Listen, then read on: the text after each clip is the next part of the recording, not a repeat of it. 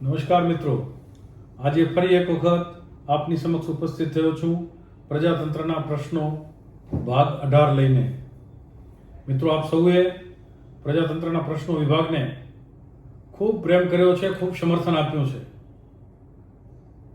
એનાથી નવા નવા પ્રશ્નો મારા સુધી પહોંચે છે અને એ પ્રશ્નો વહીવટીતંત્ર સુધી પહોંચાડીને ઉકેલની દિશામાં લઈ જવાનો આપણે સૌ સાથે મળીને પ્રયાસ કરી રહ્યા છીએ.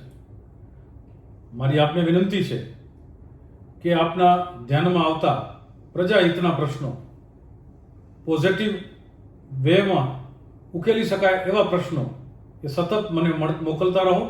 આપણે વહીવટીતંત્ર સુધી એને પહોંચાડવાનો પ્રયાસ કરશું. મિત્રો, આજે વિશ્વ રક્તદાતા દિવસ છે. બ્લડ ડોનરો માટેનો દિવસ છે. 14 જૂનના રોજ આખા વિશ્વની અંદર, સમગ્ર જગતની અંદર આજના દિવસને રક્તદાતા માટેના દિવસ તરીકે ઉજવવામાં આવે છે. લોહીનું મહત્વ આપણે સૌ સમજીએ છીએ કેટલું છે, કારણ કે જગતની ઘણી બધી વસ્તુઓ એ લેબોરેટરીમાં બનાવી શકાય છે, પરંતુ લોહી એક એવી જરૂરિયાત છે જે માત્ર માનવ શરીરની અંદર જ બની શકે છે. અને એટલે જ્યારે કોઈ દર્દીને ઓપરેશનના સમયે અથવા કોઈ અકસ્માતના સમયે બ્લડની જરૂરત પડે ત્યારે બ્લડ બેંકના માધ્યમથી અથવા તો ડોનરના માધ્યમથી એનો જીવ બચાવી શકાતો હોય છે. એટલે જીવનની અંદર આજે આપણે બધાએ સંકલ્પ કરવો જોઈએ કે જ્યાં મોકો મળે ત્યારે આપણે રક્તદાન કરવું જોઈએ, સ્વૈચ્છિક રક્તદાન કરવું જોઈએ. ઘણી બધી સંસ્થાઓ રક્તદાનના કેમ્પ કરે છે અને ઘણા બધા યુવાનો આ દેશની અંદર રક્ત પૂરું પાડી રહ્યા છે. જે રક્તદાતાઓ છે એમને હું વંદન સાથે અભિનંદન આપું છું. મારે આજના તબક્કે કેટલીક ઘટનાઓ યાદ કરવી છે. મારા જીવનની કેટલીક ઘટનાઓ યાદ કરવી છે. મારા વિસ્તારની કેટલીક ઘટનાઓ યાદ કરવી છે. હું ખૂબ નાનો હતો ત્યારે રાપર વિસ્તારની અંદર ઘણી બધી સમસ્યાઓ પૈકીની આરોગ્યની એક મોટી સમસ્યા મેલેરિયા ફાટી નીકળે, પહોંચી ન વળે એટલા દર્દીઓ ઉભરાય, હોસ્પિટલો નાની પડે. અને ત્યારે પણ મુંબઈ રહેતા સખીદાતાઓના સહયોગથી 4 જેટલી સંસ્થાઓ સાથે મળીને એક ઘટનાની વાત કરું તો શુશ્રુષા ચેરિટેબલ ટ્રસ્ટ, માનવ સંસ્થા, વાગડ વેલફેર હોસ્પિટલ અને વાગડ કલા કેન્દ્ર જેવી 4 સંસ્થાઓ સાથે મળી અને આ મેલેરિયાની નાથવા માટેનું કામ કરે. અને ત્યારે કેટલીય ઘટનાઓ એવી નજર સામે આવે કે લોહીનું પ્રમાણ દર્દીઓમાં મેલેરિયાના કારણે ઘટી જાય. ડિલિવરીવાળી બહેનોને આવી કોઈ તકલીફ થઈ હોય તો બ્લડ ના મળે. દૂર સુધી, છેક ગાંધીધામ કે ભુજ સુધી કોઈ બ્લડ બેંક નહોતી, બ્લડ આપવાની વ્યવસ્થા નહોતી. ત્યારે અમે રોટરેક ક્લબમાંથી સૌથી પહેલો એક કેમ્પ કર્યો હતો, બ્લડ ગ્રુપિંગ કેમ્પ. બ્લડ ગ્રુપિંગના કેમ્પ થતા હતા અને એનું લિસ્ટ રાખવામાં આવે. જ્યારે કોઈ દર્દીને જરૂરત પડે ઓચિંતી ત્યારે દાતાઓનો સંપર્ક કરી અને ત્યારે એની પાસેથી બ્લડ લઈ અને દર્દીને ચડાવવામાં આવે અને એ દર્દીનો જીવ બચે એવી ઘટનાઓ અમે નજર સમક્ષ જોઈ છે. સર્પડન્સના કિસ્સા હોય, એ મેલેરિયાના કિસ્સા હોય કે અથવા તો એ ડિલિવરી સમયે અનેક જાન જતી રહે, લોકોનો જીવ જતો રહે, ત્યાં સુધી એ દર્દી ગાંધીધામ બ્લડ માટે ન પહોંચે, માતા અને બાળકનો બંનેનો જીવ જોખમમાં મુકાય. આવી ઘટનાઓ અમે નજર સમક્ષ જોઈ છે અને આવી સંસ્થાઓએ ત્યાં એને કામ કરતા પણ અમે જોયા છે. અજ્ઞાનતા એટલી બધી કે દર્દી સાથે આવનાર પરિવારજન જ્યારે લોહીની વાત કરીએ તો દર્દીને છોડીને જતો રહે, પોતાને લોહી ના આપવું પડે એટલા માટે. આટલી બધી અજ્ઞાનતા. રિયલ બનેલી એક ઘટના કહું છું. એક ભાઈ મને સાઈડમાં લઈ જઈને પૂછ્યું કે શેઠ, આટલા બધા દુઃખી શું કેમ થાવ છો? એકાદ બોકડાનું લોહી ચડાવી દો ને. આટલી અજ્ઞાનતા વચ્ચે અનેક સંસ્થાઓએ આ બ્લડ ડોનેશનના કામ વર્ષોથી કર્યા હતા અને મને સંતોષ છે કે હું ધારાસભ્ય કાળની અંદર રાપરની સરકારી હોસ્પિટલની અંદર બ્લડ સ્ટોરેજ માટેનું સેન્ટર મંજૂર કરાવી અને શરૂ કરાવી શક્યા, જેના કારણે ઘણી બધી ડિલિવરી સમયની જે જરૂરિયાત હોય છે એ બહેનોને ખૂબ મોટા પ્રમાણની અંદર રાહત થઈ. આજે મારે ઘણા બધા લોકો હશે જે રક્તદાન પોતાના જીવનનું ધ્યેય બનાવી લીધું હોય, પરંતુ આજે એક એવી વ્યક્તિની વાત કરવી છે ભુજના એક વેપારી શ્રી જયંતિલાલ છગનલાલ પારેખ, જેમણે અત્યાર સુધીમાં 125 વખત બ્લડ ડોનેશન કર્યું છે. 125 વખત કોઈ એક વ્યક્તિ પોતાના જીવનકાળની અંદર બ્લડ ડોનેશન કરે, આ ઘટના સામાન્ય નથી. આવા અનેક રક્તદાતાઓ જે પોતાના જીવનનું ધ્યેય બનાવી દેતા હોય છે રક્તદાન કરવું, અને એના કારણે અનેક લોકોના જીવન બચતા હોય છે. દરેક યુવાને પોતાના જીવનની અંદર રક્તદાન એના નોર્મ્સ મુજબ કરવું જોઈએ. કોઈ ડર રાખવાની જરૂર નથી હોતી. રક્તદાન એ સહજતાથી થઈ શકતું હોય છે. મિત્રો, ગત અઠવાડિયા દરમિયાન દેશના આદરણીય પ્રધાનમંત્રી નરેન્દ્ર મોદી સાહેબે સૌથી વધુ સમય આ દેશની પ્રધાનમંત્રી તરીકે સેવા કરવાનો રેકોર્ડ પ્રસ્થાપિત કર્યો. 4,399 દિવસ, લગભગ 12 વર્ષ કરતા વધુ સમય સેવા આપનાર ચૂંટાયેલા દેશના પ્રથમ પ્રધાનમંત્રી બન્યા.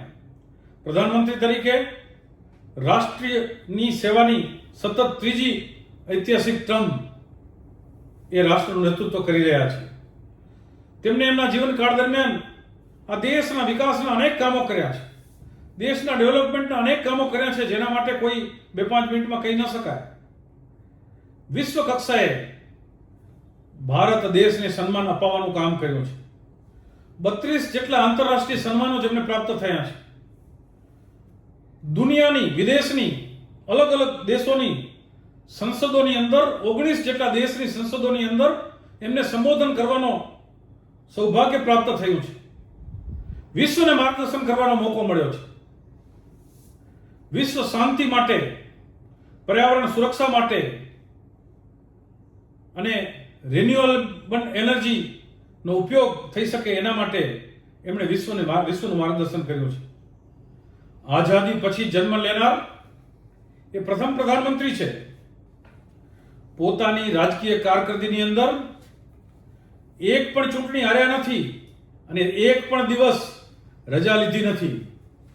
સાહેબ, રાષ્ટ્ર પ્રથમ ના ભાવ સાથે પોતાનું સમગ્ર જીવન જેમણે રાષ્ટ્રને અર્પિત કર્યું છે એવા આદરણીય પ્રધાનમંત્રી શ્રી નરેન્દ્ર મોદી સાહેબને સત વંદન છે. આવા મહાપુરુષો નિયતિની યોજનાથી ક્યારેક જ પૃથ્વી પર જન્મ લેતા હોય છે. આપણા સૌનું સૌભાગ્ય છે. હું મારું સૌભાગ્ય સમજું છું કે આવા મહાપુરુષના નેતૃત્વની અંદર કામ કરવાનો જીવનની અંદર અવસર મળ્યો છે. અને વિશેષ કરીને કચ્છીઓ, દરેક કચ્છવાસીઓ એટલા માટે ગૌરવ લઈ શકે કે કચ્છ પરનો એમનો પ્રેમ એ કોઈ અજાણ્યો નથી. એમના શબ્દો એ પ્રત્યેક કચ્છીના હૃદયની અંદર કંડારેલા છે. કાં તો હું કચ્છની કોઈ માતાની કુક્ષીએ પૂર્વ ભાવની અંદર જન્મ મેં લીધો હશે, અથવા તો ભવિષ્યની અંદર કચ્છની કોઈ માતાની કુક્ષીએ મારો જન્મ થવાનો હશે, કારણ કે મને વારંવાર કચ્છ આવવાનું મન થાય છે. કોઈ રાષ્ટ્રપુરુષ, કોઈ રાષ્ટ્ર નેતા આટલી બધી વખત કચ્છની મુલાકાત લીધી હોય અને કચ્છના પ્રશ્નોની અંદર, કચ્છના ડેવલપમેન્ટની અંદર, કચ્છમાં રહેલી અપાર શક્તિઓનો રાષ્ટ્રહિતની અંદર કેમ ઉપયોગ થાય અને કચ્છની જનતાનો સર્વાંગીણ વિકાસ કેવી રીતે થાય, કચ્છનું ડેવલપમેન્ટ કેવી રીતે થાય, અને કચ્છમાં નો ભૂકંપ હોય, કચ્છનું વાવાઝોડું હોય, એ આપત્તિને અવસરમાં પલટાવવા માટેનું કાર્ય આદરણીય પ્રધાનમંત્રી શ્રી નરેન્દ્રભાઈના નેતૃત્વની અંદર આપણે સૌએ અનુભવ્યું છે.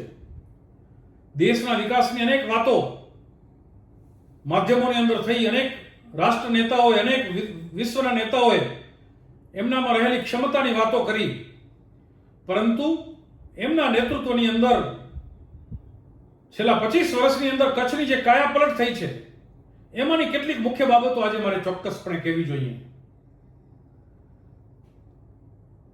અર્થક્વેક પછી ના દિવસે એવું કહેવાતું હતું કે એક હતું કચ્છ. કચ્છ કેમ બેઠું થશે? કચ્છ પૂર્ણ થઈ ગયું, સમાપ્ત થઈ ગયું, નષ્ટ થઈ ગયું, આવા શબ્દ પ્રયોગો થતા હતા. નરેન્દ્ર મોદી જેવા મહાપુરુષ એમની દીર્ઘ દ્રષ્ટિ, કચ્છમાં રહેલી શક્તિઓ ને પહેચાની કચ્છની અંદર નર્મદાનું પીવાનું પાણી પહોંચાડવાનો સંકલ્પ કર્યો. એ ચિત્રોડ મુકામે ના કાર્યક્રમની અંદર એનું ખાતમુહૂર્ત થયું અને પાઇપલાઇન દ્વારા કચ્છને પીવાનું પાણી પહોંચાડવું, એની પાછળ એ કચ્છના મેકરણ દાદાની પ્રેરણા એમના જીવનની અંદર હતી. લાલીઓ અને મોતીઓના માધ્યમથી કચ્છના વટે માર્ગો અને પ્રવાસીઓને કચ્છના અફાટ રણની અંદર એ મેકરણ દાદાએ પીવાના પાણીની જે સુવિધા આપવાનો ઘટના જે હતી, સત્ય ઘટના ઇતિહાસની અંદર, એમાંથી પ્રેરણા લઈને આદરણીય નરેન્દ્ર મોદી સાહેબે કચ્છને પીવાનું નર્મદાનું પાણી પહોંચાડવાનો સંકલ્પ કર્યો, એ કાર્યનો પ્રારંભ કર્યો. તમે આજે કલ્પના કરી શકો કે નર્મદાનું પાણી કચ્છને પીવા માટેનું ન મળ્યું હોય તો કચ્છની સ્થિતિ આજે શું હોય. એ વિચાર, એ કલ્પના, એને કાર્યવંત કરવી, એને ધરતી પર ઉતારવી, એના કારણે આજે કચ્છ એ વિશ્વનો, દેશનો અવ્વલ નંબરનો જિલ્લો ડેવલપમેન્ટ થઈ રહ્યો છે. કચ્છ શાખા નહેર દ્વારા સિંચાઈનું પાણી પણ કચ્છની ધરતી પર પહોંચાડવાનો સંકલ્પ એ આદરણીય નરેન્દ્ર મોદી સાહેબે લીધો હતો. કચ્છની અંદર અલગ અલગ પ્રકારની ઘણી બધી માન્યતાઓ, સીધા ઢોળાવથી પાણી મળવું જોઈએ, ગ્રેવિટીથી મળવું જોઈએ, આટલું મળવું જોઈએ. પણ નરેન્દ્રભાઈએ કોઈ અલગ અલગ વિચારની પરવા કર્યા વગર નિષ્ણાતોએ જે અભિપ્રાય આપ્યો હોય, નિષ્ણાતોએ આપેલા અભિપ્રાય મુજબ તરત પાણી કેવી રીતે પહોંચાડી શકાય, ઝડપથી પાણી કેવી રીતે પહોંચાડી શકાય, એમાં આવતા અવરોધોને દૂર કેવી રીતે કરી શકાય, એ નર્મદાનું સરદાર સરોવર બંધ ઉપરનું કામ ને અવરોધને દૂર કરવાનું કામ દેશના પ્રધાનમંત્રી બન્યા પછી ત્વરિત દિશાએ સૌથી પહેલો નિર્ણય દરવાજા ચડાવવા માટેનો નિર્ણય લીધો. એનો ફાયદો સમગ્ર ગુજરાતની સાથે સૌથી વધુ કોઈને થયો હોય તો આપણા જિલ્લા કચ્છને થયો છે. કચ્છ જિલ્લાની અંદર પાણી પહોંચાડવું એ સામાન્ય ઘટના નથી. કચ્છ ભૌગોલિક રીતે ખૂબ ઊંચાઈ પર આવેલો જિલ્લો છે. નર્મદા બંધ પછી સૌથી મોટું ઇન્ફ્રાસ્ટ્રક્ચર અગર કોઈ આખા નર્મદા યોજનાની અંદર હોય તો એ કચ્છ શાખા નહેરની અંદર છે. આશરે 357 કિલોમીટર લાંબી કચ્છ શાખા નહેરની અંદર વિવિધતા સાથે સાયફનો બનાવીને, અલગ અલગ પમ્પિંગ સ્ટેશનો બનાવીને એ કચ્છની ધરતી સુધી પાણી પહોંચાડવાનું માત્ર વાત નહીં, પરંતુ એમાં આવતા તમામ અવરોધોને દૂર કરીને, પર્યાવરણના અવરોધો હોય તો પણ દેશના પ્રધાનમંત્રી બન્યા પછી એમને ખ્યાલ હતો, મુખ્યમંત્રી હતા ત્યારે, કે કેટલા અવરોધો છે. એમની ઈચ્છા શક્તિ હતી. એનાથી પહેલા ખાતમુહૂર્ત પણ એમણે જ કર્યું કચ્છ શાખા નહેરનું, અને કચ્છની અંદર પાણી વહાવવાની અંદર આવતા અવરોધો પણ એમણે જ દૂર કર્યા. એ સૌથી મોટા અવરોધો પૈકીનો એક અવરોધ એટલે જેસરાથી કરીને ચોબારી સુધીની અંદર જે જંગલ ખાતાને લગતો ફોરેસ્ટ ડિપાર્ટમેન્ટનો એક અવરોધ હતો, એનો નિર્ણય એમણે ત્યાં બેસીને દિલ્હીથી જે કર્યો, એના કારણે આપણે કામ આગળ વધારી શક્યા. અને એટલે મોડ કુવા સુધી પાણી 2022માં આપણે પહોંચતું કરીને કચ્છનું નર્મદાનું મુખ્ય કેનાલનું કામ સંપૂર્ણપણે પૂર્ણ કરવાનું એમના કાર્યકાળની અંદર એ થયું છે. આ ઈચ્છા શક્તિ વગર શક્ય નથી. કચ્છ એમનું ઋણ ક્યારેય ન ચૂકવી શકે. ખરા અર્થની અંદર કહે છે કે હું કચ્છનો સપૂત છું, હું કચ્છનો જન છું, હું કચ્છી છું, સવાયા કચ્છી આપણે એમને કહીએ છીએ. આવા તો અનેક પ્રોજેક્ટ અને 1 મિલિયન એકર ફીટનો નિર્ણય પણ, કચ્છને વધારાનું 1 મિલિયન એકર ફીટ પાણી આપવાનો નિર્ણય પણ આદરણીય નરેન્દ્રભાઈના નેતૃત્વની અંદર લેવાયો. કચ્છને 1,12,778 હેક્ટર ફીટ પાણી જે નર્મદા યોજનામાંથી રેગ્યુલરી આપણને મંજૂર થયેલું પાણી ફાળવવા માટે કચ્છ શાખા નહેરની 357 કિલોમીટરમાંથી નહેર મોડકુબા સુધી એ પાણી આપવાનું કામ તો પૂર્ણ થયું જ, પરંતુ સાથે સાથે 1 મિલિયન એકર ફીટ પાણી આપવાનો મહત્વપૂર્ણ નિર્ણય, ઈચ્છા શક્તિ એ નરેન્દ્રભાઈની ઈચ્છા શક્તિના કારણે શક્ય બન્યું. અને એ કામ પણ લગભગ 7 લિંકના માધ્યમથી કચ્છને છેક છેવાડાના તાલુકા સુધી, નખત્રાણા, અબડાસા, લખપત સુધી પાણી પહોંચે એ દિશાની અંદર કામો ચાલી રહ્યા છે. એ કામો ક્યાંક ને ક્યાંક 70% પૂર્ણ થયા છે. માંડવી વિસ્તાર હોય કે પછી વાગડ વિસ્તાર હોય, એનો પ્રાંથળ હોય કે ખડીર હોય, એ બધા વિસ્તારની અંદર, આ બોર્ડરના તમામ વિસ્તારની અંદર પાણી પહોંચે એટલા માટે 7 લિંકના માધ્યમથી એ કરોડોના ખર્ચે કામ ચાલી રહ્યા છે. ક્યાંક 70% પૂર્ણ થયા છે તો ક્યાંક 95% કામ પૂર્ણ થયા છે. આપણને આશા છે કે 2026ના એન્ડ સુધી આ 1 મિલિયન એકર ફીટના સંપૂર્ણ કામ પૂર્ણ થશે. એટલે આજ 357 કિલોમીટરની બનેલી નહેરમાંથી ચોમાસામાં જે નર્મદા બંધની અંદર સરદાર સરોવર બંધમાં જે પાણીનો જથ્થો વધે છે, એ પાણીનો જથ્થો કચ્છ જેવા, ઉત્તર ગુજરાત જેવા, સૌરાષ્ટ્ર જેવા પાણીની જરૂરિયાતવાળા વિસ્તાર સુધી પહોંચાડવાનું કામ થશે. 1 મિલિયન એકર ફીટ એટલે 10 લાખ એકર જમીનની અંદર 1 ફૂટ પાણી ભરો ને જેટલો જથ્થો થાય એટલું પાણી આવનારા વર્ષથી કચ્છની ધરતી ઉપર આ નર્મદાના 1 મિલિયન એકર ફીટ પાણીના કારણે પહોંચવાનું છે. તો મિત્રો વિચારજો, નરેન્દ્રભાઈનું આ ઋણ આપણે ક્યારેય ચૂકવી ન શકીએ. અનેક મોટા કામો એમના નેતૃત્વની અંદર કચ્છની ધરતી ઉપર થયા છે, પરંતુ બીજી એવી ઘટના ગડુલી સાંતલપુર રોડ. હું ઘણી વખત કહેતો હોઉં છું, ખડીર એકદમ અંતરિયાળ વિસ્તાર છે, પ્રાંથળ એકદમ અંતરિયાળ વિસ્તાર છે, વિકાસથી લાંબા સમયથી વંચિત રહેલો વિસ્તાર, બોર્ડરનો વિસ્તાર. એ બોર્ડર ઉપર રહેનાર લોકો અનેક પ્રકારની મુશ્કેલીઓની વચ્ચે ત્યાં ટક્યા હતા. અમારા પૂર્વજો, મારા પિતાશ્રી તે વખતે મહુવાણા મઢુતરા રોડ માટે વારંવાર લખતા હતા. દોલુભા બાપુ મહુવાણાના વારંવાર લખે, એના આંકડાઓ કાઢીને મને બરાબર ખ્યાલ છે, મારી ઉંમર તો ખૂબ નાની, પરંતુ ખોડીદાન ઝુલ્લા ત્યારે ગુજરાતના રોડ મિનિસ્ટર હતા, પીડબ્લ્યુડી મિનિસ્ટર, અને જાટાવાડાની એક હોસ્પિટલના ઉદ્ઘાટનમાં આવ્યા હતા.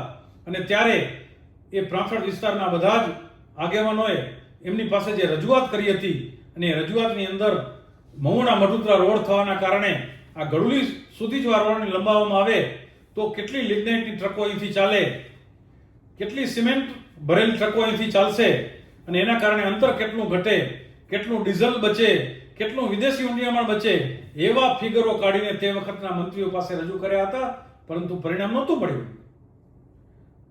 આપણી નરેન્દ્રભાઈને જ્યારે આ વાત એમના નજર સમક્ષ આવી, ત્યારે નરેન્દ્રભાઈની ઈચ્છા શક્તિના કારણે આ ગડુલીથી સાંતલપુર જે રસ્તો છે એને રાષ્ટ્રીય ધોરીમાર્ગ 754K અથવા NH 754K નો ભાગ બનાવીને આજે ગડુલીથી સાંતલપુરનો રસ્તો એ માત્ર સ્વપ્ન નહીં, પરંતુ સ્વપ્ન સાકાર થયું, અને એ કામ અત્યારે રસ્તો ચાલી રહ્યો છે. એને લોકો રોડ ટુ હેવન તરીકે ઓળખે છે. પ્રવાસનની દ્રષ્ટિએ ખૂબ મહત્વનો રસ્તો બન્યો છે. ખડીર માટે એ રસ્તો એની જીવાદોરી સમાન બન્યો છે. પ્રાંથળ માટે એક બાજુ લાગતું પ્રાંથળ વિસ્તાર એ મધ્યની અંદર આવ્યું છે. આખા કચ્છના ડેવલપમેન્ટ અને દેશના ડેવલપમેન્ટની અંદર આ રસ્તો ખૂબ મહત્વનો બનવાનો છે. એ જ રીતે સાંતલપુરથી કરીને બાલાસર સુધીનો જે રસ્તો છે એને 2 લેન કરવાનું કામ પણ શરૂ થયું છે. એટલે આ વિસ્તારના વિકાસની એ મુખ્ય હરોળ બનવાનું છે.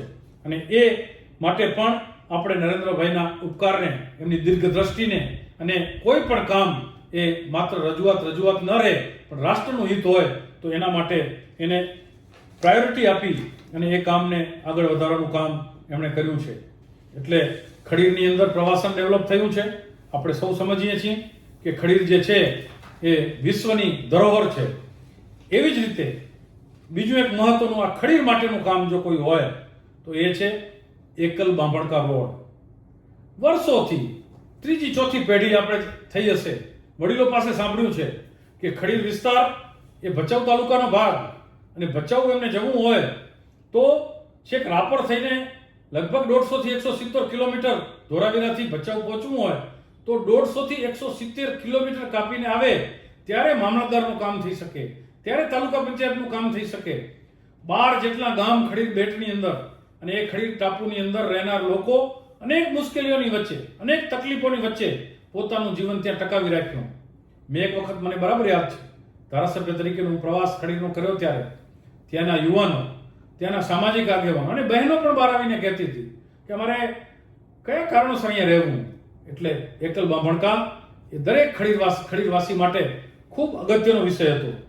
મને બરાબર ખ્યાલ છે કે એકલ બાંભણકાના આ રોડ માટે લગભગ 2007-8ની અંદર આદરણીય નરેન્દ્રભાઈ જ્યારે ગુજરાતના મુખ્યમંત્રી હતા ત્યારે સ્થાનિક લોકો, બધા જ આગેવાનો અને વર્ષોથી જે રજૂઆતો થતી હતી, પૂર્વ ધારાસભ્ય સ્વર્ગસ્થ ધીરુભાઈ શાહ, પૂર્વ નાણામંત્રી બાબુભાઈ મેઘજી શાહ, પૂર્વ ધારાસભ્ય સ્વર્ગસ્થ વાઘજીભાઈ પટેલ અને બધા જ ધારાસભ્યોએ, બધા જ રાજકીય આગેવાનોએ, બધા જ રાજકીય પક્ષોએ, સામાજિક સંસ્થાઓએ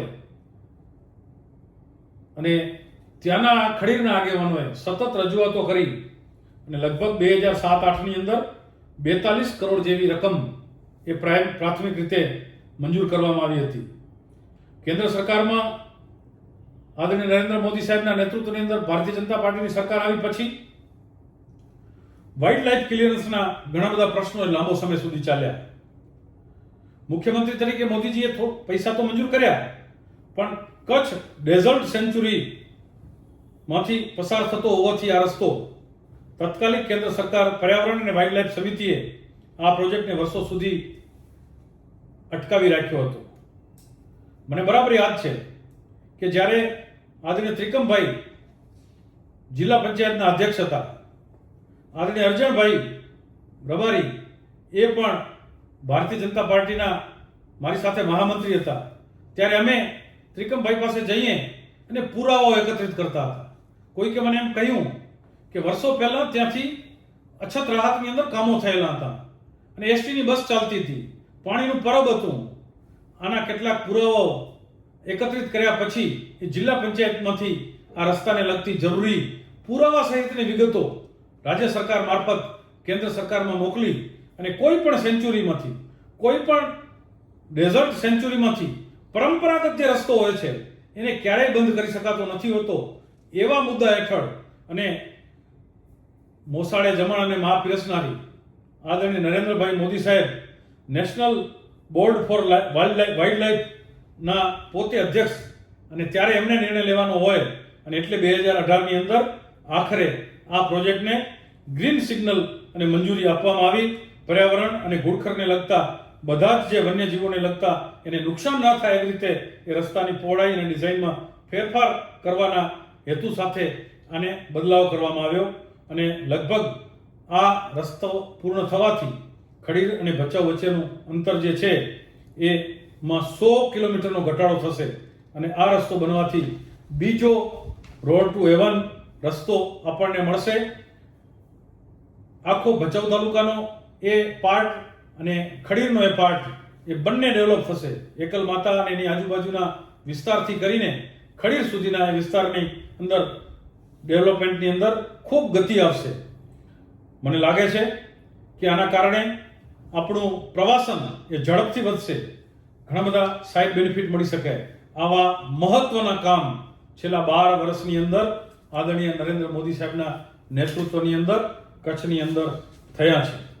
ઘણા બધા વિકાસના કામોની વાત થઈ શકે, એ રોડ રસ્તા હોય, એ પોર્ટ ડેવલપમેન્ટ હોય, એ કચ્છનું રણ, કચ્છનો દરિયો, કચ્છના ડુંગર, કચ્છની ખનિજ ક્ષમતા, કચ્છનું પ્રવાસન, કચ્છના ધર્મસ્થાનો, કચ્છની એ છારીઢંઢ પક્ષીની રામસર સાઇડની એને માન્યતા આપવાનો વિષય હોય કે કચ્છની અંદર ભુજિયા ડુંગર ઉપર ધરતીકંપ પછીનું મ્યુઝિયમ બનાવવાનો વિષય હોય અને એને પણ એક સ્મારક તરીકે અને એક ડિઝાઇન તરીકેની વિશ્વ કક્ષાની માન્યતા આપવાની વાત હોય કે એ જ રીતે ધોરાવીરાને વર્લ્ડની માન્યતા આપવાની વાત હોય કે એ જ રીતે લખપતના ગુરુદ્વારાની અંદર ક્યાંક ને ક્યાંક એની હેરિટેજ સાઇટ છે એને વિશ્વ સમક્ષ મૂકવાની વાત હોય કે પછી એ અબડાસા લખપત વિસ્તારની અંદર બીજા આવેલા સ્થાનો જેને આપણે ક્રીક કહીએ છીએ, ક્રીકના પ્રવાસનની વાત હોય, દેશના એ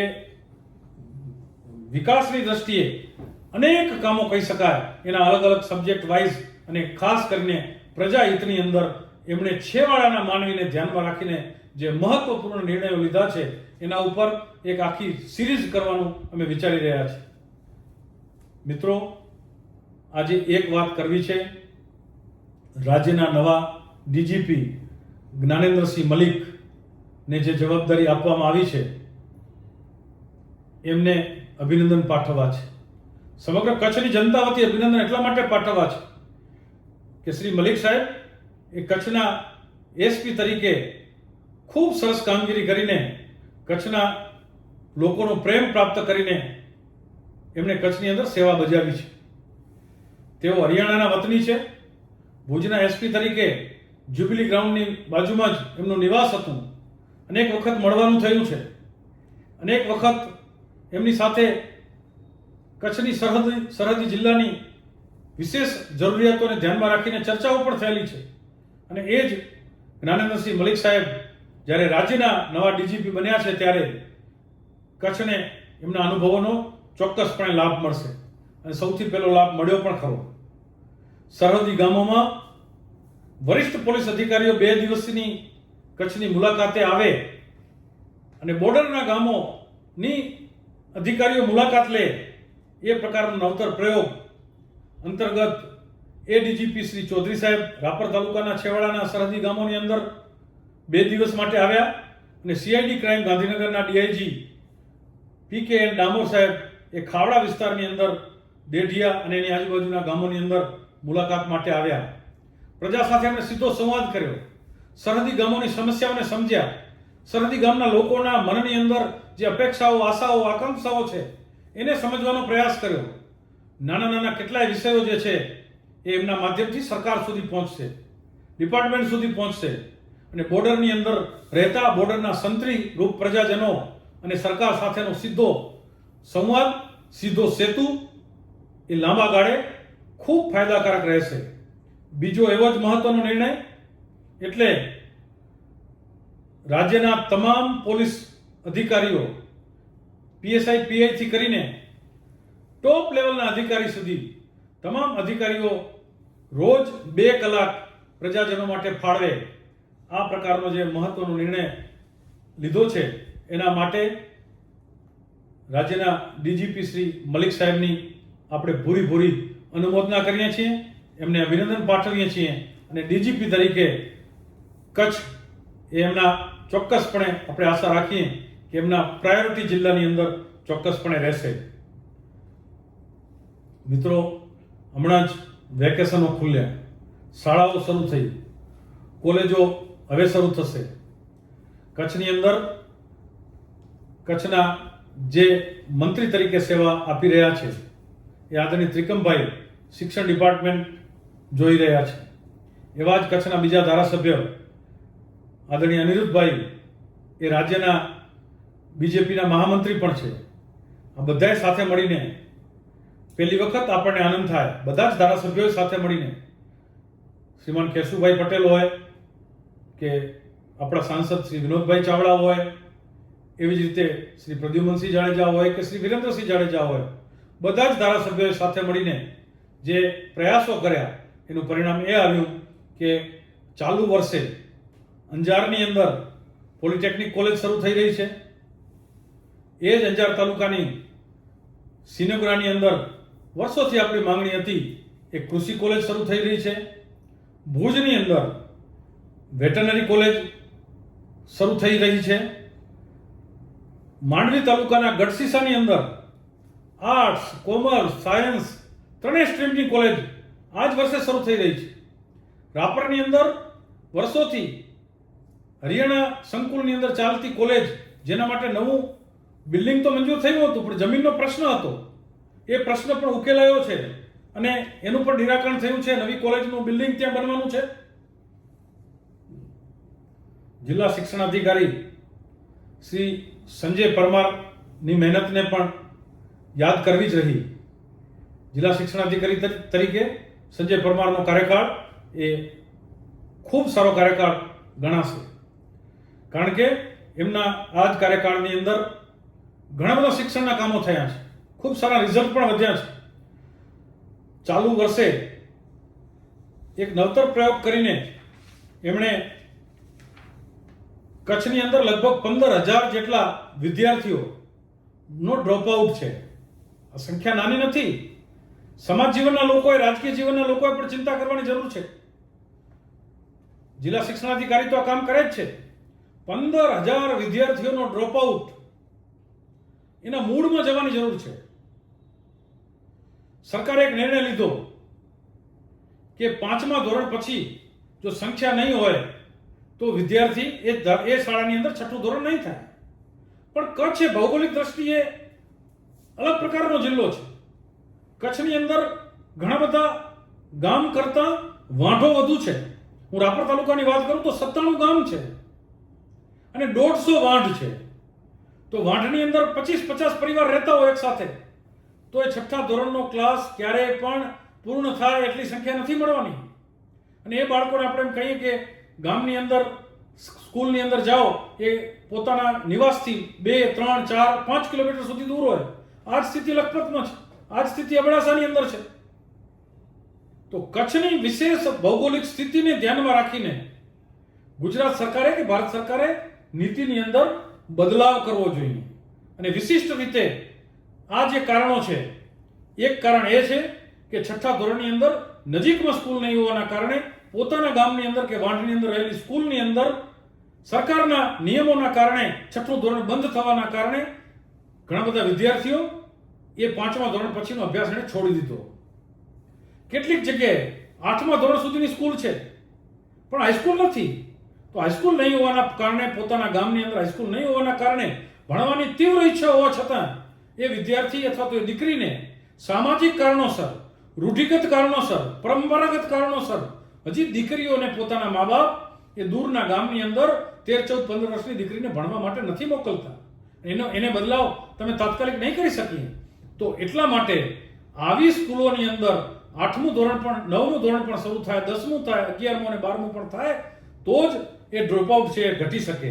પરંતુ મારે આખા ડિપાર્ટમેન્ટને વંદન કરવા છે, અભિનંદન આપવા છે. ડિપાર્ટમેન્ટના, શિક્ષણ ડિપાર્ટમેન્ટના એક કર્મચારીએ જે પ્રયાસ આદર્યો છે, આ 15,000 ડ્રોપઆઉટ વિદ્યાર્થીઓને ફરીને શાળાએ લઈ આવવા માટેનો એમણે સંકલ્પ કર્યો છે. સામાજિક આગેવાનો, ધાર્મિક આગેવાનો તમામનો સાથ લઈને, ગામના સરપંચશ્રીઓ, તાલુકા પંચાયત, જિલ્લા પંચાયતના ચૂંટાયેલા સદસ્યો બધાનો સાથ લઈને ડ્રોપઆઉટના કારણોને દૂર કરવાનો પ્રયાસ કર્યો છે. અને લગભગ ઐતિહાસિક કહી શકાય એટલી શાળાઓ, હાઈસ્કૂલો આ વર્ષે કચ્છની અંદર મંજૂર કરી છે.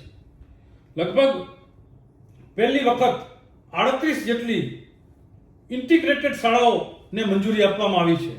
એટલે કે એ શાળાની અંદર જે પ્રાથમિક શાળા છે ત્યાં જ 9માનો વર્ગ પણ શરૂ થશે, પછી એ જ વિદ્યાર્થીને 10મું અને 11મું અને 12મું પણ ત્યાં જ કરી શકે એ પ્રકારની વ્યવસ્થાઓ આપવાનો પ્રયાસ કર્યો છે. હું ચોક્કસ કહી શકું કે ધોરણ 1 થી 5 ની અંદર 1 કિલોમીટરથી વધુ અંતર હોય તેવી દરેક શાળાની અંદર કોઈ વિદ્યાર્થી ભણવા જશે તો એને મહિને 600 રૂપિયાની સહાય પણ સરકાર આપવાની છે. એ જ રીતે ધોરણ 6 થી 8 ની અંદર 3 કિલોમીટરથી વધુ અંતર હોય તો એને પણ દર મહિને 600 રૂપિયા ટ્રાન્સપોર્ટેશન માટે આપવાના છે. એ જ રીતે ધોરણ 9 થી 12 ની અંદર 5 કિલોમીટર કે તેથી વધુ હોય તો દર મહિને 1,000 રૂપિયાની સહાય એ ટ્રાન્સપોર્ટેશન માટેની આપવાની છે. ડિપાર્ટમેન્ટે નક્કી કર્યું છે કે ડ્રોપઆઉટ થયેલા જેટલા તમામ બાળકો જે સ્કૂલની અંદર દાખલ થશે એને પહેલા જ દિવસે એના ખાતાની અંદર આ સહાય આપી દેવામાં આવશે. એટલે આ પ્રકારના નિર્ણયોના કારણે તમામ ડિપાર્ટમેન્ટ અને તમામ શિક્ષણ ડિપાર્ટમેન્ટ અને સરકારશ્રીના પ્રયાસો, અધિકારીના પ્રયાસોના કારણે કચ્છની અંદર આવનારા સમયની અંદર એજ્યુકેશન લેવલનું ચિત્ર એ આપણને કંઈક અલગ પ્રકારનું ચિત્ર દેખાશે. ખેતી સાથે સંકળાયેલા અને પશુપાલન સાથે સંકળાયેલા આ જિલ્લાની અંદર કૃષિ કોલેજ મળવી અને એની સાથે સાથે વેટરનરી કોલેજ મળવી એ આપણા સૌ માટે આનંદ અને ગૌરવનો વિષય છે. પરંતુ તેમ છતાં મારે ચોક્કસપણે કહેવું છે કે કચ્છની અંદર ધોરણ 1 થી 12 ની અંદર 2500 જેટલા શિક્ષકોની ઘટ પણ છે. સરકારે શિક્ષક ભરતીની અંદર ઘણા બધા ફેરફાર પણ કર્યા, એના પરિણામો સારા પણ આવી રહ્યા છે. હજુ પણ કેટલાક ફેરફાર કર્યા. જ્ઞાન સહાયક તરીકેની જે મહત્તમ મર્યાદા, વય મર્યાદા જે 40 વર્ષ હતી એ આ વર્ષે 48 વર્ષ કરી. મેરિટની પદ્ધતિમાં પણ બદલાવ કર્યો. અગાઉ પર્સન્ટાઇલના આધાર પર એમને નોકરી આપવામાં, જ્ઞાન સહાયક તરીકેની નોકરી આપવામાં આવતી હતી. હવે ટેટ 1 અને ટેટ 2 ની પરીક્ષાના આધાર પર આ નોકરી જે જ્ઞાન સહાયકની છે આપવામાં આવશે. એના કારણે પારદર્શક વહીવટ અને પારદર્શક ગુણ આધારિત એ ભરતી ચોક્કસપણે થશે. કચ્છ જિલ્લાની અંદર લગભગ પ્રાથમિક વિભાગમાં 2200 થી વધુ અને માધ્યમિક વિભાગમાં 300 થી વધુ શિક્ષકોની અછત છે. આવી સ્થિતિમાં લેવામાં આવેલા આ બંને નિર્ણયો જે 40 થી ઉંમર 48 વર્ષ સુધીની કરી અને ટેટ 1 અને ટેટ 2 ની પરીક્ષાના ગુણ આધારિત જે ભરતી જ્ઞાન સહાયકની કરવામાં આવશે, એના કારણે આ બંને નિર્ણયોના કારણે મને લાગે છે કે આવનારા સમયમાં આપણા સૌ માટે એ આશીર્વાદરૂપ ચોક્કસપણે રહેશે. એ જ પ્રકારે એક ઘટના આપણે બધા જ આખું કચ્છ ગૌરવ લઈ શકે. સૂર્યથી લઈને નજીકના તારાઓ સુધીનું અવલોકન હવે શક્ય. ભુજના ધોરણ 12 ના વિદ્યાર્થીની નવતર પહેલ. વિદ્યાર્થીએ AI થી તૈયાર કરી પ્રથમ ટેલિસ્પેક્ટ્રોસ્કોપ. ધોરણ 12 સાયન્સના એ ગ્રુપના વિદ્યાર્થી ધાર્મિક પ્રિતેશ બલભદ્રે ખગોળ વિજ્ઞાનની અંદર આ અલગ પ્રકારની સિદ્ધિ પ્રાપ્ત કરી છે. એને આપણે બધાએ સમજવું જોઈએ અને વિદ્યાર્થીઓએ વિશેષ કરીને સમજવું જોઈએ. એણે કચ્છનું ગૌરવ વધાર્યું છે. એણે અનેક સ્ત્રોતનો ઉપયોગ કર્યો છે, પરંતુ એઆઈની મદદ લઈને આ પ્રકારની ઘટના એ કદાચ પહેલી ઘટના તરીકે નોંધાઈ છે. એટલે ધાર્મિક પ્રિતેશ બલભદ્રે એને આ ખગોળ વિજ્ઞાન ક્ષેત્રે જે સિદ્ધિ પ્રાપ્ત કરી છે, એના માટે આપણે બધા જ એને ખૂબ ખૂબ ધન્યવાદ અને અભિનંદન પાઠવીએ. મિત્રો, રોજબરોજની ઘટનાઓ, રોજબરોજના પ્રશ્નો, આપણાથી બનતી ઘટનાઓ, કેટલીક નાની નાની ઘટનાઓ આપણે છુપાવતા પણ હોઈએ છીએ. ખરાબ શરમના કારણે, મારું ખરાબ લાગશે એવા કારણે નથી કહેતા હોતા. જે પ્રકારે ક્યાંક ને ક્યાંક અલગ અલગ એકાઉન્ટના માધ્યમથી, અલગ અલગ થિયરીના માધ્યમથી જે આર્થિક ફ્રોડ થઈ રહ્યા છે, એ ફ્રોડની વાત આપણે વારંવાર કરતા હોઈએ છીએ. સાયબર સેલ એક્ટિવ છે ગુજરાત સરકારનો. કચ્છનો સાયબર સેલ પણ ખૂબ સરસ કામ કરી રહ્યો છે. પણ એમાં નવી એક પદ્ધતિ આપણી સામે આવી છે અને એ છે મ્યુલ એકાઉન્ટ. એકાઉન્ટ ભાડે આપવા અને એકાઉન્ટ ભાડે રાખવા અને એના માધ્યમથી આર્થિક દ્રષ્ટિએ જે કૌભાંડો ચાલી રહ્યા છે, એના માધ્યમથી કેટલીય ડાયરેક્ટ ઇનડાયરેક્ટલી દેશદ્રોહની પ્રવૃત્તિઓ થઈ રહી છે. એ આ મ્યુલ એકાઉન્ટને નેસ્ત નાબૂદ કરવા માટે રાજ્યના નાયબ મુખ્યમંત્રી અને ગૃહમંત્રી આદરણીય હર્ષભાઈ સંઘવી સાહેબે જે ડ્રાઈવ લીધી છે, એના જે પરિણામો આપણી નજર સમક્ષ આવે છે, એના માટે આદરણીય ડેપ્યુટી સીએમ હર્ષભાઈ સંઘવી સાહેબની આપણે ખૂબ ખૂબ અનુમોદના કરવી જ રહી. એમણે હમણાં જ ડિપાર્ટમેન્ટને આદેશ આપ્યો ઓપરેશન મ્યુલ 2.0, અને એ 2.0 ની અંદર જે આપણા નજીકના વિસ્તારોની અંદર જે પરિણામો આવ્યા છે, એ પરિણામોની ચર્ચા ચોક્કસપણે કરવી જોઈએ. રાજ્યના આપણી જ નજીકની, બિલકુલ નજીકમાં આવેલા પાટણ જિલ્લાની અંદર 398 કરોડનું સાયબર કૌભાંડ ઝડપાયું છે. હારીજ નાગરિક સહકારી બેંકની અંદર 13 મ્યુલ ખાતાના કરોડો ગેરકાયદેસર વ્યવહારો થયા. 14 જણની ધરપકડ થઈ. પાટણ જિલ્લાના સાયબર ક્રાઇમ પોલીસ સ્ટેશન દ્વારા ઓપરેશન મ્યુલ હન્ટ 2.0 અંતર્ગત દેશવ્યાપી નેટવર્ક ધરાવતા રૂપિયા 398.43 કરોડના આર્થિક કૌભાંડોનો પર્દાફાશ ત્યાંના રેન્જ આઈજી પરીક્ષિતાજી રાઠોડ અને એસપી શ્રી વીકે નાઈના માર્ગદર્શન હેઠળ કેન્દ્ર સરકારના સાયબર પોર્ટલના ડેટા એનાલિસિસની મદદ લઈને આ કૌભાંડ બહાર પાડવામાં આવ્યું છે. વિશેષ ઉલ્લેખ એટલા માટે કરું છું કે પાટણ જિલ્લો આપણે અડીને આવેલો જિલ્લો છે અને ત્યાંના આઈજી શ્રી પરીક્ષિતાજી રાઠોડ એ કચ્છના એસપી તરીકે સેવા આપી ગયા છે. એ જ રીતે ત્યાંના હાલના એસપી વીકે નાઈ એ પણ કચ્છની અંદર સેવા આપીને ગયા છે. એટલે બંનેનો નાતો કચ્છ સાથેનો રહ્યો છે અને નજીકનો આપણો પડોશી જિલ્લો છે.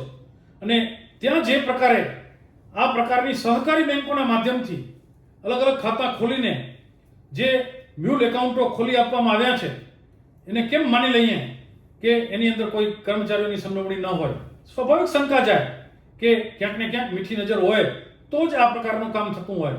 અને એની તુલના એ ક્યાંક ને ક્યાંક કચ્છના ગાંધીધામના પૂર્વ કચ્છ ગાંધીધામની અંદર બનેલી તાજેતરની ઘટનાઓ અને પૂર્વ કચ્છ એસપી સાગર બાગમાર સાહેબ, એમની વિશિષ્ટ કામગીરી હંમેશા હોય છે.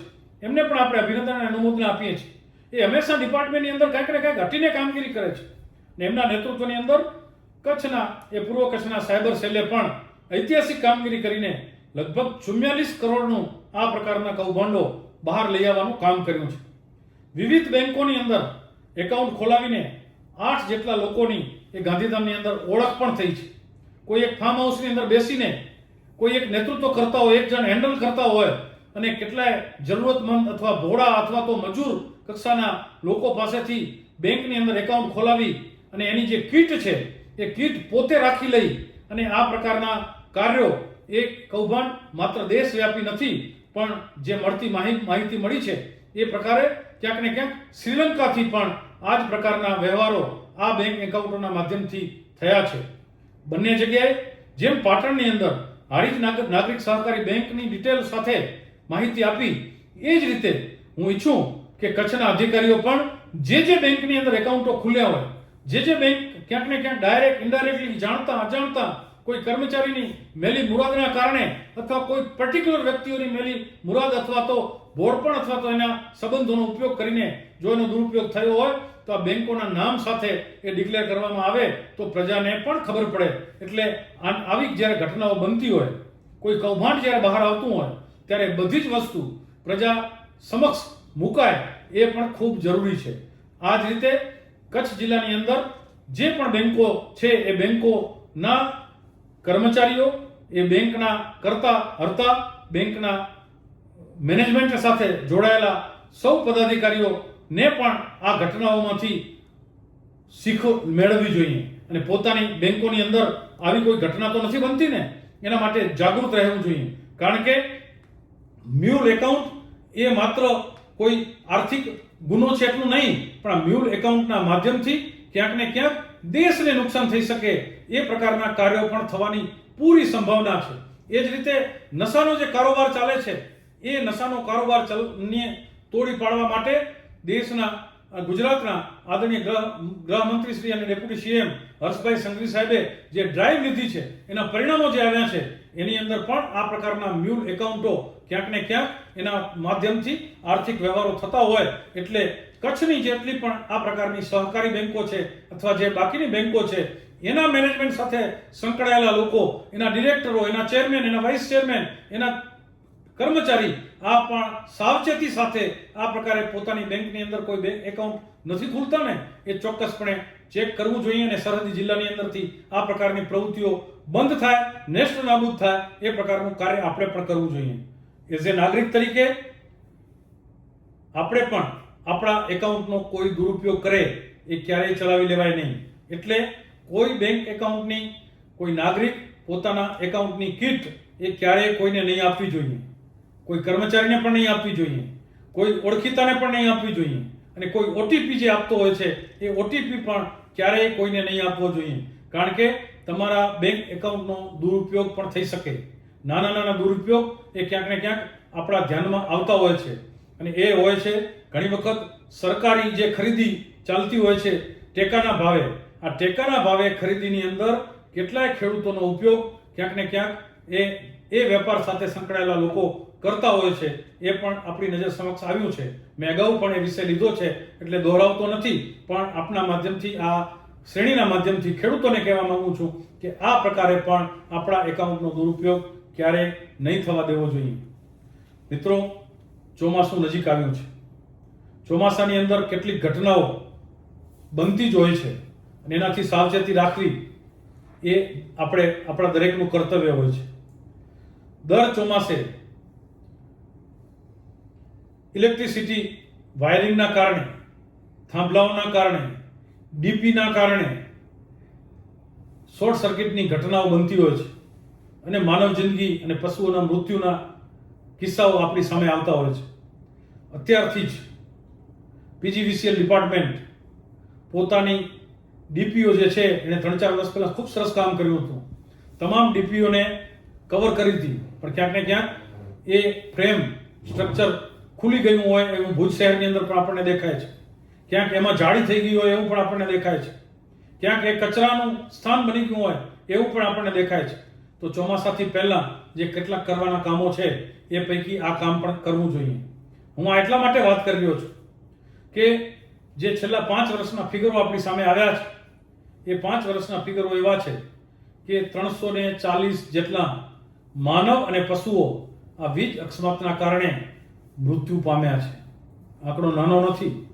340 જેટલા જીવ દુર્ઘટનાના કારણે ગુમાવવા પડે એ નાની ઘટના નથી.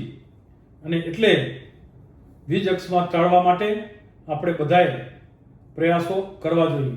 આ 5 વર્ષ દરમિયાન 165 લોકો એટલે પ્રજાજનો, નાગરિકો અને 175 જેટલા પશુઓ, આમ 340 જેટલા અકસ્માતથી મૃત્યુની ઘટનાઓ બની છે. તો આપણે પણ આપણી આજુબાજુની અંદર આ પ્રકારે ખુલ્લા વાયરો, ક્યાંક ને ક્યાંક લંગરોથી લીધેલી લાઇટ, એના કારણે પણ ઘટના બનતી હોય છે. લંગરોથી લીધેલી લાઇટ એ ખુલ્લી વાયર હોય છે અને એની અંદર ક્યારેક વાવાઝોડા જેવી સ્થિતિ, ક્યારેક વધુ પવનના કારણે જે ઘટનાઓ બનતી હોય છે એના કારણે પણ આવી ઘટનાઓ વારંવાર બનતી હોય છે. અને એટલે એના માટે સાવચેતીના પગલાં આપણે બધા જ લેવા માટેનો પ્રયાસ કરીએ. હવે તો પોતાના ઘરની અંદર પણ સેફટી માટેની એવી સ્વિચો આવી ગઈ છે કે કોઈ શોર્ટ સર્કિટ થાય તો એ સ્વિચ પડી જાય અને શોર્ટ સર્કિટ થવાના સમયે એ વિસ્તારનું બધું જ બંધ થઈ જાય, એટલે મૃત્યુ સુધીની ઘટનામાંથી કદાચ આપણે બચી શકીએ. તો આપણા ઘરની અંદર આપણે જ્યાં કામ કરીએ છીએ ત્યાં આ પ્રકારના ઉપકરણો લગાડી શકાય. લગાડ્યા છે તો લગાડવા માટે વિચાર કરી શકાય, કરવો જોઈએ, તો માનવ જિંદગી બચી શકે. જ્યારે પીજીવીસીએલની વાત કરું છું ત્યારે હંમેશની જેમ મારા મનની અંદર વિચાર આવ્યા વગર રહેતો નથી. અને એ છે આ જિલ્લાની અંદર સોલાર, વિન્ડ અને અલગ પ્રકારે જે ઉર્જાનું ઉત્પન્ન થઈ રહ્યું છે. એક સમયે કચ્છ જિલ્લાની અંદર વીજળીની ખૂબ અછત હતી. આજે એ સરપ્લસ જિલ્લો બન્યો છે. તો સ્વાભાવિક છે એ વીજળી દેશના બાકીના ભાગોની અંદર ઉપયોગી થાય એટલા માટે લાઈનો લઈ જવી પડે. પરંતુ લાઈનો લઈ જનાર કંપનીઓ અને સરકારશ્રી અને સૌ અધિકારીશ્રીઓને ખેડૂતો વતી મારી વિનંતી છે, એક વખત આખી નીતિને ફરીને રીચેક કરવાની જરૂર છે. માનનીય મુખ્યમંત્રીશ્રીને પણ મેં પત્ર લખ્યો છે, રૂબરૂ પણ જવાનો છું અને માનનીય મુખ્યમંત્રીશ્રી સંવેદનશીલ છે. મને વિશ્વાસ છે કે આ નીતિ ઉપર ચોક્કસપણે રિવાઇઝ વિચાર થશે જ. પરંતુ રિવાઇઝ વિચાર એટલા માટે કરવાની જરૂર છે, એક જગ્યાએ કોઈ એક ખેડૂતને 15 લાખ રૂપિયાનું વળતર મળે, 12 લાખ રૂપિયાનું વળતર મળે, અને કોઈ એક જગ્યાએ એ જ ખેડૂતને માત્ર 1 લાખ રૂપિયાનું કે 2 લાખ રૂપિયાનું વળતર મળે. એને જમીન તો એની પોતાની કાયમને માટે આપી દીધી છે. એને જંત્રીથી બહુ લેવા દેવા એટલા માટે નથી કે ખેતી કરતા ખેડૂતને પોતાની પેદાશથી મતલબ છે. ખેતી કરતા ખેડૂતને એ જ્યાં 15 લાખ રૂપિયા વળતર આપવામાં આવ્યું છે ત્યાં પણ 1 એકર દીઠ એરંડા પાકતા હશે કે જીરું પાકતું હશે કે રાયડો પાકતો હશે તો એટલું જ ઉત્પાદન આપતું હશે. જ્યાં 1 લાખ રૂપિયા કે 1.5 લાખ રૂપિયા વળતર આપ્યું છે ત્યાંના ખેડૂતને પણ એ ખેતીની અંદર એટલી જ પેદાશ આવતી હશે. તો એની જંત્રી તો એ ત્યાંના વિસ્તારના ડેવલપમેન્ટના આધાર પર નક્કી થયેલી જંત્રી છે. જંત્રી એ તો લેણદેણ જ્યારે થાય, કોઈ વેચાણ વ્યવહાર થાય એના માટેની નક્કી થયેલી જંત્રી છે. જ્યારે ખેડૂત તો પોતાની જમીનની અંદર ખેતી કરીને પોતાની આજીવિકા ચલાવે એના માટે જંત્રી, જેની જમીન વેચવી જ નથી એને જંત્રીથી શું મતલબ? એટલે એના માટે એની ખેત પેદાશ જે છે, એની આવકનો જે સ્ત્રોત છે એના ઉપર વિચાર કરીને કમસે કમ કંપની, અધિકારીઓ, સરકારશ્રી મિનિમમ કોઈ એક રકમ તો નક્કી હોવી જ જોઈએ કે આટલી રકમ તો એક પોલની અંદર મિનિમમ ખેડૂતને મળશે. ત્યાર પછી જંત્રીનો આધાર લઈને ત્યાર પછી એને ખેતીની દ્રષ્ટિએ કોમર્શિયલ કે એવું કેવી રીતે ગણી અને એને વધુ આપી શકાય, અથવા તો એ જ ખેડૂતની બીજી કોઈ જમીન ઉપર આ કંપનીઓ, જે પણ કંપનીઓ અહીંયા કામ કરી રહી છે, આપણે કોઈ ખેડૂતો વિકાસના વિરોધી નથી, કોઈ આગેવાનો વિકાસના વિરોધી નથી. આપણે ઈચ્છીએ છીએ કે આ દેશની પ્રગતિ થાય અને થવી જ જોઈએ. વીજળીની તકલીફ આપણે આપણા પૂર્વજોએ અનુભવી છે. વાળું કરવા ટાઈમે માત્ર લાઇટ મળે અને એ જ આજે આ સ્થિતિ પણ આપણે જોઈએ છીએ. 24 કલાક લાઇટ મળે છે. વીજળી વગર કશું જ ન થઈ શકે. જ્યારે અત્યારે પેટ્રોલ ડીઝલની તકલીફ આખા દેશની અંદર દુનિયાના કેટલીક ઘટનાઓને કારણે પડી ત્યારે એ ઇલેક્ટ્રિસિટી આપણને વાહનમાં કામ આવે, એ જ ઇલેક્ટ્રિસિટી આપણને રસોઈ બનાવવા માટે કામ આવે, એ જ ઇલેક્ટ્રિસિટીના કારણે આપણા ઉદ્યોગો ચાલે, એ જ ઇલેક્ટ્રિસિટીના કારણે આપણું જીવન ચાલે. એટલે ઇલેક્ટ્રિસિટીને ક્યારેય અટકાવવી ન જોઈએ, પરંતુ ચોક્કસપણે સંવેદના સાથે આ પ્રશ્નનો વિચાર પણ કરવો જોઈએ. અને એવું પણ થઈ શકે આ જેટલી પણ કંપનીઓ છે એ ક્યાંક ને ક્યાંક પોતાનું CSR સમાજ હિતની અંદર, રાષ્ટ્ર હિતની અંદર ખૂબ મોટા પ્રમાણની અંદર CSR નો ઉપયોગ કરતી હોય છે. અને એની પાસે કરોડોનું CSR દર વર્ષે એના નફા આધારિત CSR એની પાસે હોય છે. તો આવી કંપનીઓએ, એના અધિકારીઓએ જ્યારે ખેડૂતો પાસે જઈએ ત્યારે એક વિચાર એવો પણ ન થઈ શકે આ મારા મનમાં આવેલો તુક્કો છે અને હું તુક્કો રજૂ કરી રહ્યો છું. એ તુક્કો એવો છે કે જે ખેડૂતને એક થાંભલો આવવાના કારણે, એક પોલ આવવાના કારણે એને નુકસાન થઈ રહ્યું છે, એની ખેતી એટલી જવાની છે, રકમ એ કોઈ આજે એની વેલ્યુ છે, કાલે 5 વર્ષ પછી એની વેલ્યુ ઓછી પણ હોઈ શકે, પરંતુ એની પાસે બીજી કોઈ જમીન હોય અથવા તો એ જ જમીનની અંદર વધારાની જમીન હોય, ત્યાં વરસાદનું પાણી રોકાવા માટેનું કામ એ CSR ફંડમાંથી આ કંપનીઓ એક છેડે ખેત તલાવડી બનાવી અને એના જીવનની અંદર એ સૂકી જમીનો હોય તો એની અંદર એને ઉપયોગી થઈ શકાય. આવા ઘણા બધા વિષયો ખેડૂતો સાથે બેસી એની સાથે આત્મીયતા સાથે વાત કરી અને કોઈ રાગદ્વેષ વગર સંવાદ કરીને, મેં અગાઉ પણ કીધું છે અને ફરીને કહું છું, જગતનો કોઈ વિવાદ એવો નથી હોતો કે જેને સંવાદના માધ્યમથી ઉકેલી ન શકાય. એટલે જ્યાં પણ વિવાદ થાય ત્યાં સંવાદ એ ઉત્તમમાં ઉત્તમ રસ્તો છે. એટલે સંવાદના માધ્યમથી જો આ પ્રકારના અલગ રસ્તાઓ ઉપર વિચાર કરવામાં આવે તો કેટલીય જે ઘટનાઓ છે એ ઘટનાઓ ટાળી શકાય, એ ઘટનાઓનો સાચી રીતે, સારી રીતે અને બધાને સંતોષ થાય એવી રીતે ઉકેલ લઈ આવી શકાય. ખેડૂતોને પણ મારી વિનંતી છે, રાજકીય પાર્ટીના આ લોકોને પણ મારી વિનંતી છે, આપણે બધા આપણાથી જે થઈ શકે એ ખેડૂતોના હિતની અંદર પ્રયાસ કરીએ, પરંતુ રાજકીય રોટલા શેકવા માટેનો આ વિષય નથી. એટલે કમસે કમ આ પ્રકારે માત્ર રાજકીય રોટલા શેકવા માટે જે લોકો ક્યાંક ને ક્યાંક સ્થળ પર જઈને એ સોશિયલ મીડિયાના માધ્યમથી કે મીડિયાના માધ્યમથી પ્રયાસ કરતા હોય એવા લોકો પોતાની જાતને રોકે અને પોતાની પ્રસિદ્ધિ માટે થઈને ખેડૂતોનો કમસે કમ ઉપયોગ ન થાય એ દિશાની અંદર બધા જ લોકો વિચારે. આજે એક વાત મારે એ પણ કહેવી છે કે કચ્છની અંદર નર્મદાની નહેર જે આવી એના કારણે ખૂબ મોટો બેનિફિટ, કલ્પના ન કરી એટલો બેનિફિટ એ કચ્છના ખેડૂતોને, કચ્છની જનતાને થયો છે. દર વર્ષે એ નહેર રિપેરિંગ માટે બંધ પણ થતી હોય છે અને થવી જ જોઈએ. આટલી મોટી નહેર જે છે એની રિપેરિંગ થવી જ જોઈએ, એનું મેન્ટેનન્સ થવું જ જોઈએ. પણ દર વખતે મારા ધ્યાનમાં આવતું હોય છે કે મેન્ટેનન્સ માટે જે સમય નક્કી કરવામાં આવ્યો હોય છે એ સમયે મેન્ટેનન્સ માટે બંધ કર્યા પછી ત્વરિત કામગીરી નથી થતી હોતી. તો જ્યારે નહેર ચાલુ હોય ત્યારે એના પ્લાન, એસ્ટિમેટ, ક્યાં શું રિપેરિંગ કરવાની જરૂર છે એના આધાર પર એ ટેન્ડરની પ્રક્રિયા પહેલેથી પૂર્ણ થઈ જાય એ જરૂરી નથી, પણ થતી નથી. એ નહેર બંધ થયા પછી ઝડપથી આ પ્રકારના કોન્ટ્રાક્ટ આપવા માટેની પ્રક્રિયા શરૂ થાય.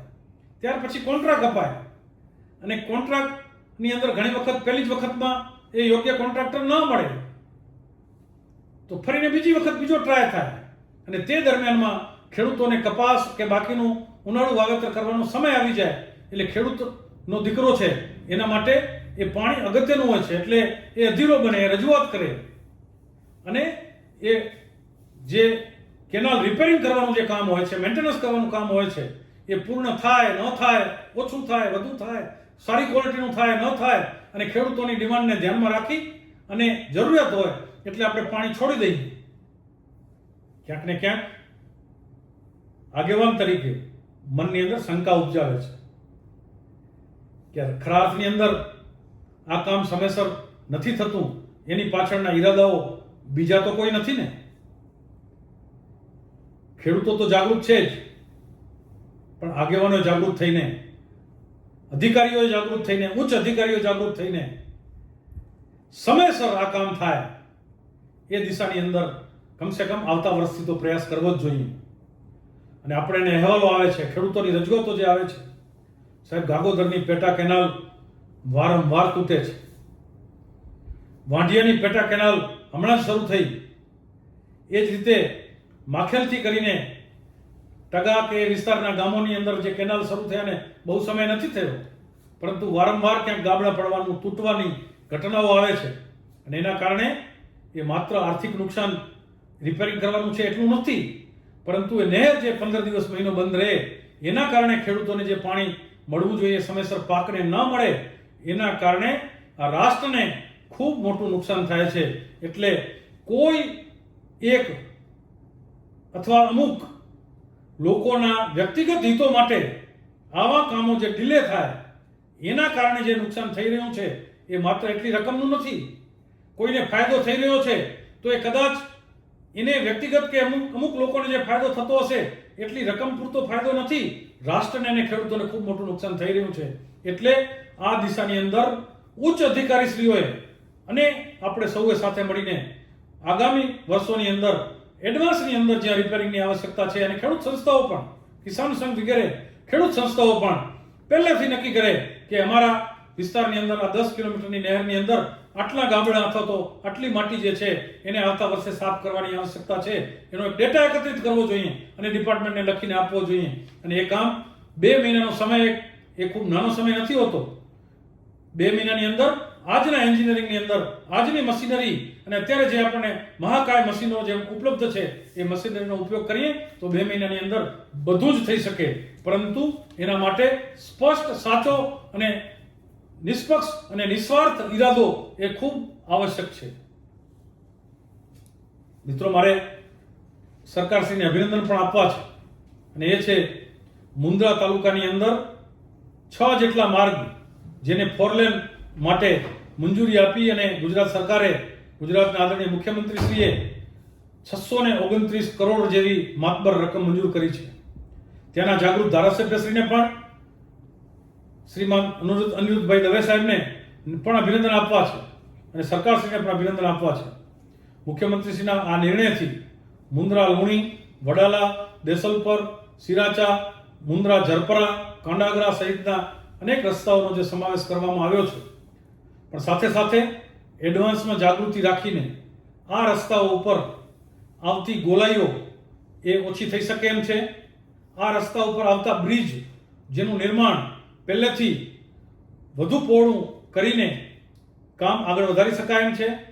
સાઇનબોર્ડ વગેરેના કારણે થતા અકસ્માતો એને નિવારવા માટે અત્યારથી શું કરવું જોઈએ એ ત્યાંના નાગરિકો, પ્રજાજનો, ચૂંટાયેલા પ્રતિનિધિઓ દરેક સાથે મળીને અત્યારથી સજેશન કરે. એની ડિઝાઇન જ્યારે ફાઇનલ થતી હોય, બનતી હોય અને કામ શરૂ થવાનું હોય ત્યારથી જ જો આપીએ તો આવી કેટલીક ઘટનાઓ પાછળથી ટાળી શકાતી હોય છે. કેટલીક જગ્યાએ કટ રાખવાના હોય તો પહેલેથી જ નિર્ણય થવો જોઈએ અને એ કટની જગ્યા ઉપર કમસે કમ એક વાહન ઊભું રહી શકે એટલી જગ્યા હોય, એટલો એ રોડ પહોળો હોય. પાછળથી રોડ બની ગયા પછી આપણને ધ્યાનમાં આવે કે આ ખરેખર આમને ને આમ બન્યું હોત તો અકસ્માત ટાળી શકાત. આપણે અત્યારે રોજ જોઈએ છીએ કે ભુજથી કરીને ભીમાસર વાયા ભીમાસર ભચાઉનો જે રોડ બન્યો છે 4 લેન, ત્યાં જે કેટલા કટ એ કુકમા, રતનાલ કે અંજારની આજુબાજુમાં મૂકવામાં આવ્યા છે એના કારણે વારંવાર અકસ્માત અને માનવ જિંદગીના ભોગ લેવાઈ રહ્યા છે. તો આ જેટલા પણ 4 લેન બની રહ્યા છે આ બધા જ 4 લેન ઉપર પહેલેથી જાગૃતિપૂર્વકનું કામ કરવામાં આવશે તો આવનારા સમયની અંદર આવા અકસ્માતો અને માનવ જિંદગી, કારણ કે ત્યાંના નાગરિકો સૌથી વધુ જોખમમાં મુકાતા હોય છે. વિકાસ થતો હોય ત્યારે જાગૃતિ એ ખૂબ જરૂરી છે. એટલે ત્યાંના સરપંચો, તાલુકા પંચાયત અને જિલ્લા પંચાયતના સદસ્યો બધા જ આપણે જાગૃત રહી અને જો કામ જ્યારે થતું હોય ત્યારે સૂચનો કરીએ તો ત્યાર પછી આપણને ઓછી તકલીફ પડે. ઘણા બધા વિષયોની ચર્ચા થઈ શકે, સમયની મર્યાદા હોય, પરંતુ આજે કેટલાક વિષયો પેન્ડિંગ રહેશે. આવનારા સમયની અંદર આપણે એને જોડવા માટેનો પ્રયાસ કરશું. મિત્રો, ખૂબ વિષયો મારા સુધી પહોંચી રહ્યા છે. જાગૃત નાગરિકો, આગેવાનો એ વિષયો પહોંચાડી રહ્યા છે. અમે પણ એનો સ્ટડી કરીએ છીએ. ધીરે ધીરે પાછળ એક ટીમ તૈયાર કરી રહ્યા છીએ. એ ટીમ આનો અભ્યાસ કરીને પછી એ વિષય અમારા સુધી મૂકે અને આ શ્રેણીના માધ્યમથી પ્રજા અને વહીવટીતંત્ર સુધી મુકાય એવો અમારો શુભ આશય છે. કોઈની ટીકા નહીં, કામ કરનારને ટેકો, દરેકને સમર્થન આપવું, પણ સાચી વાત પ્રજાહિતની અંદર ચોક્કસપણે મૂકવી. પ્રજાતંત્રના પ્રશ્નો પ્રજા માટે છે. પ્રજાતંત્રના પ્રશ્નો એ પ્રજાહિતમાં છે. એટલે કોઈ સાથેના રાગદ્વેષથી પર ઉઠીને માત્ર પ્રજાહિતને નજર સમક્ષ રાખીને આ શ્રેણી આપણે ચલાવી રહ્યા છીએ. તમને બધાને જો આ વાત ગમતી હોય, તમને એમ લાગતું હોય કે આને આગળ વધારવા જેવી છે, તો આને શેર કરજો, લાઈક કરજો, કોમેન્ટ કરજો અને વધુ અસરકારક રીતે આપણે આગળ કામ કરી શકીએ એ દિશાની અંદર સમર્થન આપજો. અસ્તુ. વંદે માતરમ.